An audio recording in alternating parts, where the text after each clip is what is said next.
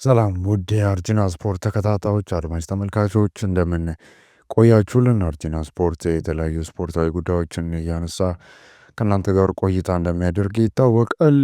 በተለያዩ ጉዳዮች ላይ እንደዚሁ ሰፋ ያለ መረጃዎችንም ወደ እናንተ ሲያደርስ የነበረ ዩቱብ ቻናላችን ነው። በዛሬው ደግሞ ስፖርታዊ ጉዳዮች ወደ እናንተ ልናደርስ የወደድ ነው። በሰኞ ዕለት ከማንቸስተር ዩናይትድ ጋር የእህልና ውሃው መለያየት የቻለውን የሩበን አሞሪም ስንብት ላይ አንዳንድ ጉዳዮችን ወደ እናንተ እያደረስን ቆይታ የምናደርግበት ዝግጅት ይኖረናል። ከኛ ጋር አብራችሁ በመሆን ይህንንም ዝግጅት ልትከታተሉ እንወዳለን። ስለምትከታተሉንም ከልብ እናመሰግናለን። ቀደም ብዬ ሳነሳ እንደነበረው ሩበን አሞሪም ከማንቸስተር ዩናይትድ ጋር እንደዚሁ መለያየቱ ይፋ ተደርጓል። በሊድሱ ጨዋታ አስቀድሞ ነው ይህንኑ መረጃ ይህንኑ ዜና መስማት የቻሉ ይባላል። በተለይ ከወልቭሱ ጨዋታ በኋላ ከወልቭስ ጋር 1-1 መለያየታቸውን ተከትሎ ማንቸስተር ዩናይትድ ሩበን አሞሪም ላይ በተደጋጋሚ ጊዜ ጥያቄ ሲነሳ ነበረ። በነገራችን ላይ ጄሰን ዊልኮክስ እና ኦማር ቤራዳ ናቸው እዛው ትሬኒንግ ግራውንድ ድረስ በመምጣት ይህንኑ ዜና በሰኞ ዕለት ያበሰሩት ለሩበን አሞሪም።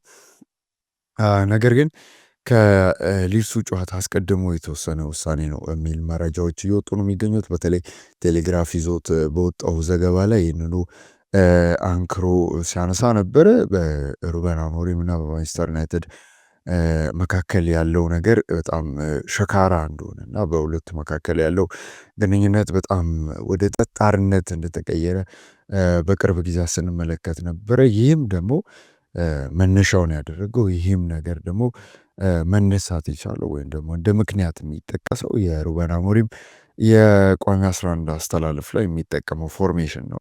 በማንቸስተር ዩናይትድ በኩል አፕሪሺየት የሚደረግ አይነት ፎርሜሽን አይደለም። ሁላችንም እንደምናስታውሰው ሩበን አሞሪም ከስፖርቲንግ ሊዝበን በዚሁ ሚድ ሲዝን ላይ ነበረ ወይም ደግሞ ኤሪክ ቴን ሃግ ውል ከተራዘመ 3 ወር ካለፈው በኋላ ነበረ ሩበን አሞሪም ወደ ማንቸስተር ዩናይትድ መቀላቀል የቻለው። ከስፖርቲንግ ቆይታው ነበረ ወደ ማንቸስተር ዩናይትድ መቀላቀል የቻለው በ3-4-3 አስተላለፍ የሚጠቀም አሰልጣኝ እንደሆነ ይታወቃል። የማንቸስተር ዩናይትድ ባለስልጣናት ወይም ደግሞ አስተዳደር ክፍሉ ላይ የሚገኙ ሰዎች ይህንን አስተላለፍ ፍሌክሰብል በሆነ ወይም ደግሞ አዳፕት እንደሚያደርግ እንደሚጠብቁ ነበር በተደጋጋሚ ጊዜ ሲገልጹ የነበሩት። በዚህ አስተላለፍ እንደማይዘልቅ ነበር የሚያውቁት። በክረምቱም የፈረሙ ተጫዋቾች መሀል ሜዳ ላይ እጥረት እንዳለ እየታወቀ ፊት መስመር ላይ ነበር ለማጠናከር እየተሞከረው እና ከዚህ ጋርም በተያያዘ ፎርሜሽኑ እንደሚቀየር እና ካሉት ተጫዋቾች ጋር አዳፕት የሚያደርግ ፎርሜሽን እንደሚጠቀም ነበረ በብዙሃን ዘንድ የሚታመን የነበረው። የሩበን አሞሪም ቅጥር ይፋ ሲደረግ ማለት ነው። በጣም ኤክሳይቲንግ ቅጥር ነበር። የሩበን አሞሪም ወደ ማንቸስተር ዩናይትድ በሚመጣበት ጊዜ ኤሪክ ቴን ሃግ የነበረው የበላይነት በማንቸስተር ዩናይትድ በኩል በተለይ ሄራርኪው ላይ ያለው የበላይነት የሚፈልጋቸውን ተጫዋቾች የሚያመጣበት መንገድ ከዚህ ቀደም ያሰለጠናቸውን ተጫዋቾች ብቻ መርጦ የሚያመጣበት መንገድ በተለያየ አጋጣሚ ጥያቄዎች ሲነሱበት የነበረበት ነበር እና ከማንቸስተር ዩናይትድ አስተዳደርም በጣም በቁርሾ ነው መለያየት የቻለው ማለት ነው ኤሪክ ቴን ሃግ እና ሩበን አሞሪምም ሲመጣ በጣም ኤክሳይቲንግ አይነት ቅጥር ነበረ። አዲስ ሀሳብ ነበረ። አዳፕት የሚያደርግ አሰልጣኝ እንደሆነ ነበረ ሲታይ የነበረው። ኤሪክ ቴን ሃግ በጣም ግትር የሆነ አሰልጣኝ እንደሆነ ይታወቃል። በተለይ ከጨዋታዎች በኋላ በሚሰጠው አስተያየት ምን ያህል ግትር እንደሆነ በተደጋጋሚ ጊዜ ስንመለከት ነበር እና ቡድኑ ያሸነፈ ይመስል ነበር። በተሸነፈባቸው በጣም መጥፎ የሚባል ፐርፎርማንስ ባሳየበትም ጨዋታዎች ከጨዋታው በኋላ በሚሰጠው አስተያየት ቡድኑ ያሸነፈ ያህል ነበር የሚመስለው እና ከዚህም ጋር በተያያዘ ሩበን አሞሪም በጣም ሀምብል የሆነ ለጋዜጣዊ መግለጫዎች ላይ ያለው መስተጋብር እንደዚሁ ደግሞ ለቡድኑ የሚሰጠውም ጠቀሜታ በጣም ትልቅ እንደነበር እንደሚጠበቅ ነበር በተለያየ አጋጣሚ ስንመለከት የነበረው እና ቅጥሩም በጣም ኤክሳይቲንግ እና ኢንተረስቲንግ የሆነ ቅጥር ነበር። ነገር ግን ሩበን አሞሪም ስፖርቲንግ ሊዝበን ማንቸስተር ዩናይትድ በተቀላቀለበት ፎርሜሽን ወይም ደግሞ በዛ አስተሳሰብ በዛ ፊሎሶፊ ፍልስፍና ለማለት የሚከብድ ነው። ፍልስፍና ሌላ ወዲ ያለው ነገር ነው። ነገር ግን በዛ ጨዋታ መንገድ እንደሚቀጥል እና በዛ ግትርነት በዛ አቋም አለመቀየር ውስጥ እንደሚቀጥል አልተገመተም ነበር። ነገር ግን ሩበን አሞሪም በዛው ቀጥሎ ማንቸስተር ዩናይትድ ይሄ ኮንሲስተንት የሆነ ወጥነት ያለው አቋም ሳያሳይ ነበር ለረጅም ጊዜ መዝለቅ የቻለው እና በዚህም ነው መነሻነት እንግዲህ ከክለቡ ባለስልጣናት ጋር ሰጣ ገባ ውስጥ መግባት ይቻሉ። ትልቁ ምክንያት ይሄ ነው። ከፎርሜሽን ጋር የተያዘ ከስኳዱ ጋር አዳፕት ማደርግ እንደዚሁ ደግሞ ውጤታማ ያልሆነ ፎርሜሽን ነው ተብሎ ነው ሲነሳ የነበረው። ባለስልጣናቱ በኩል አንክሮ የተሰጠበት ጉዳይ ይሄን ነው። ሩበን አሞሪም በቂ ጊዜ ተሰጥቶታል። ማንቸስተር ዩናይትድ ይፋ ባደረገው መግለጫው ላይ በቂ ጊዜ ተሰጥቶታል ኢቮልቭ እንዲያደርግ ቡድኑ እንዲያሳድግ ፕሮግሬስ እንዲያደርግና ወደ ቀጣዩ የእድገት ደረጃ እንዲደርስ በቂ ጊዜ ተሰጥቶታል። ነገር ግን ይህንን በበቂ ሁኔታ አልተመለከትንም የሚል መግለጫ ነው ማንቸስተር ዩናይትድ ክለቡ እየሰጠው መግለጫ ላይ ያሰፈረው ማለት ነው። ከዚህ ጋር በተያያዘ ሩበን አሞሪም ያለው ጊዜ ያበቃ ይመስላል። በቂ ኤክስፐሪመንት ያደረጉበት ይመስላል። በሰኞ ዕለት ነው ዛሬ ነው ይህ የዜና ይፋ የተደረገው። እንደዚሁ ፎቶግራፈሮች ከሚስቱ ጋር ያው በአውሮፓ አሁን ወቅቱ ጃንዋሪ ነው። በጣም ዝናባማ ነው ወይም ደግሞ ስኖው የሚያደርግበት ወይ በረዶ ክምር ምናምን የሚታይበት ጊዜ ነው። ፎቶግራፈሮች ፓፓራዚዎች ሩበን አሞሪምን ከሚስቱ ጋር እንደዚሁ ስማይል እያደረገና ታምዛብ ይሄ አውራጣቱን እያሳየ ላይክ አይነት ምልክት እያሳየ እንደዚሁ ፎቶ ያነሱበት አጋጣሚ ነበር በዛሬው ዕለት ማለት ነው። እና ምናልባት አሰልጣኙ ከተሰናበተም በኋላ ብዙም ያን ያህል የተለየ የህይወት መስተጋብር ውስጥ የገባ አይመስልም። ሩበን አሞሪም በማንቸስተር ዩናይትድ በኩል የነበረው ቆይታ በጣም ኢንኮንሲስተንት እንደሆነ ይታወቃል። ቀደም ብዬም ሳነሳ እንደነበረው ጄሰን ዊልኮክስ ጋር ሰጣ ገባ ውስጥ መግባቱም እንደዚሁ ለዚህ ስንብት በጣም ትልቅ ጉልህ ድርሻ አለው። ጄሰን ዊልኮክስ በማንቸስተር ዩናይትድ በኩል በአስተዳደር ክፍል ላይ የሚሰራ ሰው ነው። ሩበን አሞሪም ላይ በተለይ ፎርሜሽኑ ላይ ነበር ትልቅ ጥያቄን ያነሳው። ሩበን አሞሪምም በጣም ፊሬስ ሆኖ ነበረ ከጄሰን ዊልኮክስ ጋር የነበረው ሚቲንግ ወይም ደግሞ ስብሰባ መጨረስ የቻሉ እና ከዚህ ጋር በተያያዘ የማንቸስተር ዩናይትድ አስተዳደር አባላትም ውሳኔውን ያሳልፉበት አጋጣሚ ነበረ። የጄሰን ዊልኮክስ እና የሩበን አሞሪም የመጨረሻ ጊዜ ውይይትና ማንቸስተር ዩናይትድ በኩል የታመነበት ስንብት ነው። ከዚህ ቀደም የነበሩ አሰልጣኞችም ከማንቸስተር ዩናይትድ ጋር የተሰናበቱበት መንገድ ምናልባት ጥሩ የሚባል አይደለም። ሆዜ ሞሪኖ በምን አይነት መንገድ ከክለቡ ጋር እንደተለያየ እናውቃለን። ራልፍ ራኒክ፣ ኤሪክ ቴናግ፣ ሶልሻየር፣ ኦሌ ጉናር ሶልሻየር፣ ዴቪድ ሞዬስ፣ ሉዊስ ቫን ሃል ይህ ሁሉ አሰልጣኝ በምን አይነት መንገድ ከቡድኑ ጋር እንደተለያየ ይታወቃል። ሩበን አሞሪም ምናልባት ይህንኑ መንገድ የተከተለ ሌላኛው አሰልጣኝ ይመስላል። ማንቸስተር ዩናይትድ ከሩበን አሞሪም ጋር ያለውን ቆይታ በዚህ መንገድ አጠናቋል። በዛሬው ዕለት የተሰማ ትልቅ መረጃ ነው። ከማንቸስተር ዩናይትድ ጋር ለረጅም ጊዜ የቆየ በተለይ ደግሞ የማንቸስተር ዩናይትድን ወደ ቀድሞ ግሎሪ ይመልሳል ተብሎ ሲጠበቅ የነበረ አሰልጣኝ ነው። በተለይ በቅጥሩ ላይ ብዙ ጥያቄ አልተነሳበትም። ከስፖርቲንግ ሊዝበን በጣም በጥሩ ፎርም ላይ ከሚገኝ ቡድን በጣም በተደጋጋሚ ጊዜ በነበረው በዛ ከስፖርቲንግ ሊዝበን በለቀቀበት ዓመት ኢንቪንሲብል ነበር። በሊጉ ምንም ሽንፈት አላስተናገደም። በሻምፒዮንስ ሊግ በአርሰናል ነበር የተሸነፈው 4-1 መሰለኝ ውጤቱ የተጠናቀቀውና በጣም ጥሩ ሲዝን ከሚያሳልፍበት ነበር ወደ ማንቸስተር ዩናይትድ መቀላቀል የቻለው ሩበን አሞሪም። ከሩበን አሞሪም መለያየት በኋላ ማንቸስተር ዩናይትድ ሌሎች አሰልጣኞችን አሰስ እያደረገ ነው የሚገኘው። በነገው ዕለት በረቡዕ ዕለት ከበርንሌ ጋር የፕሪሚየር ሊግ መርሃ ግብር ይጠብቀዋል። እንደዚሁ እሑድ ዕለት በኤፍኤ ካፕ ከብራይተን ጋር የሚያደርገው ጨዋታ ማንቸስተር ዩናይትድ ይጠብቀዋል። እነዚህም ሁለት ጨዋታዎች አንደር 18 ወይ አንደር 18 በሚያሰለጥነው በዳረን ፍሌቸር ነው ማንቸስተር ዩናይትድ ቡድኑ የሚሰለጥነው። ይህንንም ኃላፊነት ወስዷል። በዚህ ሳምንት ከተሰሙ ሹምሽሮች መካከል የሁለተኛው ነው። ኢንዞ ማሬስካ ቀደም ብሎ ከቼልሲ ጋር ሐሙስ ዕለት መለያየቱን ይፋ ተደርጎ ነበረ። በተለያዩ የዜና አውታሮች ይህንኑ ዜና ስንሰማ ነበረ። የቀጣዮቹን ጨዋታዎች ዳረን ፍሌቸር ነው የሚወጣው። ከ2003 እስከ 2014 ድረስ በማንቸስተር ዩናይትድ ቤት ቆይታን ያደረገ የክለቡ አካዳሚ ፍሬ የሆነ እንደዚሁ ደግሞ በማሰልጠንም ታሪክ ያለው ሊገናል ሶልሻየር ስርም እንደዚሁ የማሰልጠን ስታፍ ውስጥ የተካተተ ተጫዋች ነው ዳረን ፍሌቸር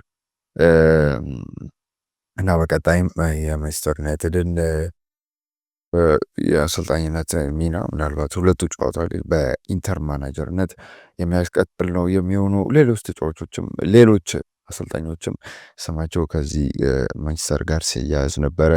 በተለይ ኦሊቨር ግላስነር የክሪስታል ፓላስ አሰልጣኝ በፓላስ ቤት በጣም ግሩም ስራ መስራት የቻለ አሰልጣኝ ነው። ፓላስ 17ኛ ደረጃ ላይ ይገኝ ነበር። 10 ጨዋታዎች ላይ ሽንፈት ያስተናገደ ቡድን ነበረ ኦሊቨር ግላስነር ክሪስታል ፓላስ ሲደርስ።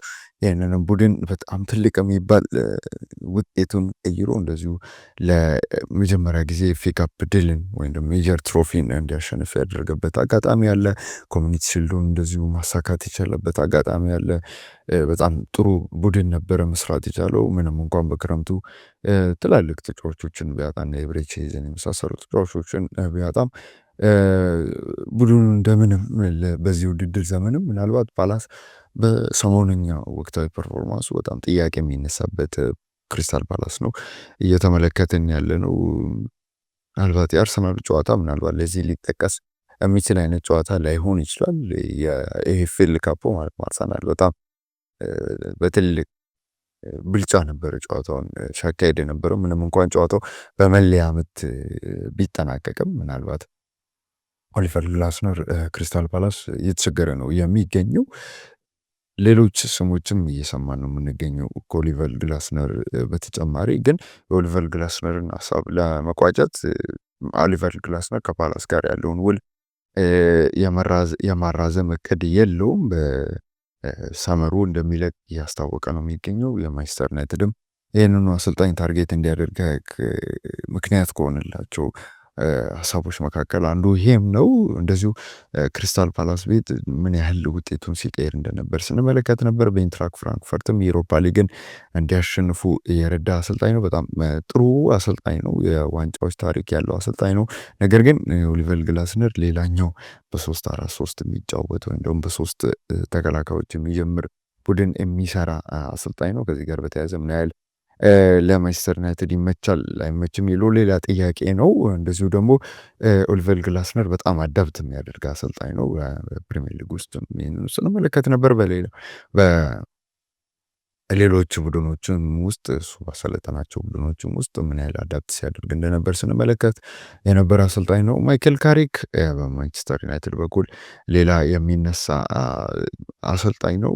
ማይክል ካሪክ የቀድሞ የማንቸስተር ዩናይትድ ተጫዋች እንደነበረ ይታወቃል። ማንቸስተር ዩናይትድ ቤት በጣም ጥሩ ታሪክ ካላቸው ተጫዋቾች መካከል የሚጠቀስ ነው። እንደዚሁ ደግሞ በሚድልስበሮ ተቀጥሮ እንደዚሁ በአሰልጣኝነት ቆይተው ጥሩ ጊዜ ማሳለፍ ችሏል። ምንም እንኳን በባለፈው ሰኔ ወይም ደግሞ ጁን ላይ ከሚድልስበሮ ጋር መለያየቱን ይፋ ማድረጉ ይታወቃል። በማንቸስተር ዩናይትድ ቤት ራሱ በጣም በማሰልጣኝ ይታወቃል አይደለ? በኬርቴከር ነት 3 ጨዋታዎች እንደዚሁ ማኔጅ ማድረጉ ይታወቃል።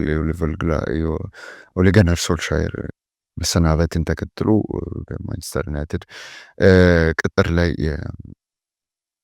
የተሳተፈ አሰልጣኝ ነው። በ3 ጨዋታዎችን እንደዚሁ በኬርቴከርነት ማኔጅ ያደረገ አሰልጣኝ ነው። ሌላኛው አሰልጣኝ ሮቤርቶ ዲዘርቢ ነው። ማንቸስተር ዩናይትድ ኤሪክ ቴን ሃግን ለማሰናበት ባሰበበት ጊዜ በዛ ወቅት እንደዚሁ ኢንተርቪው ማድረጋቸው ይታወቃል። አሁን ከማርሴይ ጋር ሚድ ሲዝን ላይ በጣም ጥሩ ጊዜን እያሳለፈ ነው የሚገኘው ሮበርቶ ዲዘርቢ።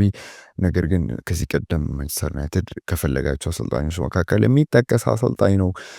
በክለቡም ኮንሲደር የሚደረግ አሰልጣኝ ነው። በጣም ጥሩ አሰልጣኝ ነው። በፕሪሚየር ሊግም ጥሩ ጊዜን ከብራይተን ጋር ማሳለፍ የቻለ አሰልጣኝ ነው። ምንም እንኳን ከብራይተን ጋር ያለው ቆይታ በጥሩ ሁኔታ አይደለም መጠናቀቅ የቻለው። ነገር ግን ከበጀት ጋር ተያይዞ ጥያቄ የሚያነሳ አሰልጣኝ ከመሆኑ ጋር ተያይዞ ምናልባት የማንቸስተር ዩናይትድ የበጀት መዋቅር ለዚህ አሰልጣኝ የሚሆን ይመስላል። ለሚፈልጋቸውን ተጫዋቾች ለማምጣት የሚችል አይነት ቡድን ነው። ትልቅ ቡድን ነው። የኦሊቨር ግላስነርም ጥያቄ በዚህ መንገድ መልስ የሚያገኝ ይመስላል። ከፓላስ ጋር ያለው ቁርሾ ይህንኑ ከበጀት ጋር የተያዘ ቁርሾ ነበረ። ሌሎችም አሰልጣኞች እንደ ጋሪ ሳውዝጌት የመሳሰሉ አሰልጣኞችን ስማቸው ያይዛል። ጋሪ ሳውዝጌት ከእንግሊዝ ብሔራዊ ቡድን ጋር ያለው ቆይታ በጣም ጥሩ ነበረ። ሁለት ፋይናሎችን ማድረስ የቻለ አሰልጣኝ ነው። ለሁለት የአውሮፓ ዋንጫ ፋይናሎች ያደረሰ አሰልጣኝ ነው። በጣም ትልቅ አሰልጣኝ ነው። ሰር የሚለውን ማዕረግ የተሰጠው አሰልጣኝ ነው። ምናልባት ወደ ክለብ ፉትቦል የማቅናት ሀሳብ የሌለው አይነት አሰልጣኝ ነው። ነገር ግን የእንግሊዝ ብሔራዊ ቡድን ውስጥ በጣም ትልቅ የካልቸር ወይም የባህል ለውጥ ያመጣ አሰልጣኝ ነው። ከዚህ ጋር በተያያዘ ከማንቸስተር ዩናይትድ ጋር ስሙ እየተያዘ ነው የሚገኘው። ሌሎችም አሰልጣኞች እንደ ዩሊያን ኒግልስማን የመሳሰሉ አሰልጣኞችም እንደዚህ ስማቸው ይያዛል። ነገር ግን በጣም አንላይክሊ የሚባሉ ስሞች ናቸው። የሩበን አሞሪምን ጉዳይ ለመቋጨት የተለያዩ የቀድሞ ማንቸስተር ዩናይትድ ተጫዋቾች እንደዚሁ ፐንዲቶች እንደዚሁ ስለዚህ የአሰልጣኝ ስንብት ጋር በተያያዘ እንደዚሁ የተለያዩ ነገሮች ሲነሱ ነበረ። ሩኒ ፈጣን ምላሽ ከሰጡ ሰዎች መካከል አንዱ ነው።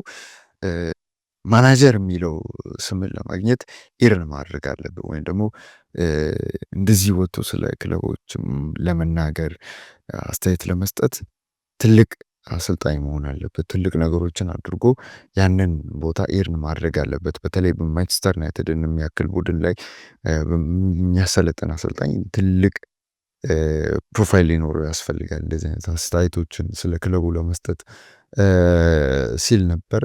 ፔፕ ጋርዲዮላ ወይም ደግሞ የርገን ክሎፕ ስለ ማንቸስተር ዩናይትድ ያዘው የተጫዋቾች ዝውውር ላይ ያለውን አቋም ወይም ደግሞ ሪክሩትመንቱ ላይ ጥያቄ ለማንሳት እንደ ማናጀርም ቡድኑን ለማገልገል ፔፕ ጋርዲዮላም የርገን ክሎፕም በቂ ሲቪ አላቸው።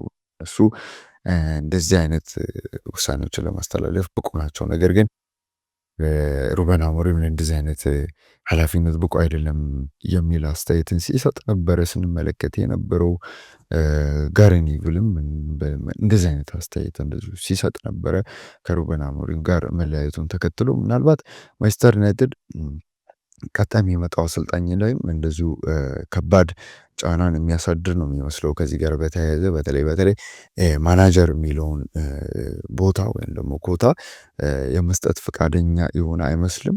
ቀጣይ የሚመጣው አሰልጣኝ ቀጥታ ኮች ብቻ ነው የሚሆነው ወይም ደግሞ ማናጀር የሚለውን ቦታ ለማግኘት ማናጀር የሚለውን ኃላፊነት ለመውሰድ ሌላ ብዙ ማድረግ ያለበት ነገር አለ የሚል አቋም ያለው ይመስላል። ቡድኑ በኤሪክ ቴን ሃግም ስር ክለቡ እንደዚሁ በዚህ ጉዳይ ሰፈር ሲያደርግ ስንመለከት ነበር። አሁንም በሩበን አሞሪም ስር ሌላ ሰፈር ያደረገበት አጋጣሚ ነው እየተመለከት ነው። በተለይ ሪክሪመንት ላይ ተጫዋቾችን ለማዛወር በሚኖረው ሴይ ላይ አሰልጣኙ በሚኖረው ሴይ ላይ ማንቸስተር ዩናይትድ እግድ ወይም ደግሞ ይሄ ሊሚቴሽን የሚያስቀምጥ ነው የሚሆነው። በተለይ በቀጣይ የሚመጣው አሰልጣኝ እንደዚህ አይነት የፍሌክሲብል የሆነ ኃላፊነት የሚኖረው አይመስልም። ሩበን አሞሪም ከማንቸስተር ጋር ያለው እህል ውሃ እንግዲህ መለያየት ችሏል። በዚህ ጉዳይ ላይ ያነሳነው መረጃ ይህንን ይመስላል። ውድ አድማጭ ተመልካቾች አርጂና ስፖርትን ስለምትከታተሉ ከልብ እናመሰግናለን። በቀጥታ የጨዋታ ስርጭቶች ወደ እናንተ የተለያዩ የእንግሊዝ ፕሪሚየር ሊግ መርሃ ግብሮች፣ የአውሮፓ ሻምፒየንስ ሊግ መርሃ ግብሮችን ወደ እናንተ ያደርሳል። እንደዚሁ ደግሞ ስፖርታዊ ጉዳዮች ላይ እንደዚሁ መረጃዎችን ወደ እናንተ ያደርሳል።